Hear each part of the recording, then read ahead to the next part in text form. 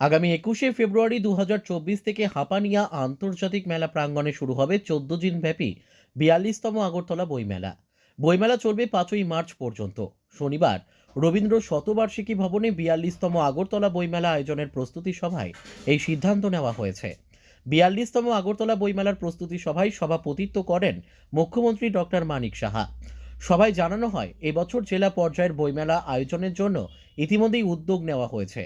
সভায় মুখ্যমন্ত্রী ডক্টর মানিক সাহা এবারের বইমেলায় যাতে বহির্রাজ্য থেকে আরও বেশি সংখ্যায় প্রকাশক ও বিক্রেতাগণ অংশ নিতে পারেন সেদিকে নজর দিতে পরামর্শ দেন।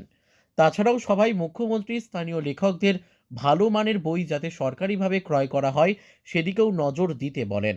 মেলায় শব্দ দূষণ নিয়ন্ত্রণ, ট্রাফিক ব্যবস্থা, নির্বিচ্ছিন্ন বিদ্যুৎ পরিষেবা, বইমেলায় বসার সুবন্দোবস্ত করার বিষয়ে মুখ্যমন্ত্রী গুরুত্ব আরোপ করেছেন।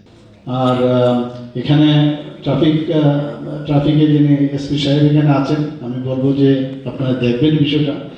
যারা লাইন ইঞ্জিনিয়ারিং যারা আছে ইলেকট্রিকের, তাদেরকে আমি বলবো বিষয়টা দেখবেন, ওখানে যাতে প্রপারলি ইলেকট্রিসিটি কোনো অবস্থায় যেন ডিসরাপশন না আসে। আর যে কথাটা বলা হয়েছে যে লাইটের নিচে বসার একটা জায়গা, যারা বই কিনবে তারা যেন বসা করা যেতে পারে, এটা কোনো অসুবিধা নেই। বিভিন্ন জায়গায় যেখানে যেখানে আছে গোল করে 8জন 10জন 6জন যাই হোক বসতে পারে সেখানে।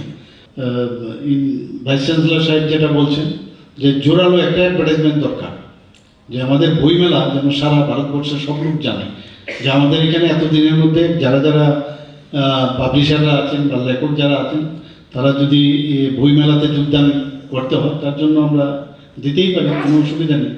তাহলে অন্য প্রদেশ থেকেও আসবে, সেটা ইংলিশই হোক হিন্দি ভাষাই হোক, ইভেন বড় ভাষায় এখানে অনেকে লেখালেখি করেন, তারাও তো দেবেনই।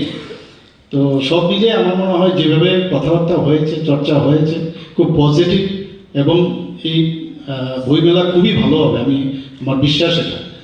প্রস্তুতি সভায় আগরতলা পুর নিগমের মেয়র দীপক মজুমদার বলেন, বইমেলা উপলক্ষে আগতদের দিন দিন ক্রেতা বিক্রেতা ও পাঠকের সংখ্যা বাড়ছে, তাই সকলের সুবিধের কথা বিবেচনা করে সব ধরনের পরিষেবা প্রদানে সংশ্লিষ্ট সকলকে আরও যত্নবান হতে হবে।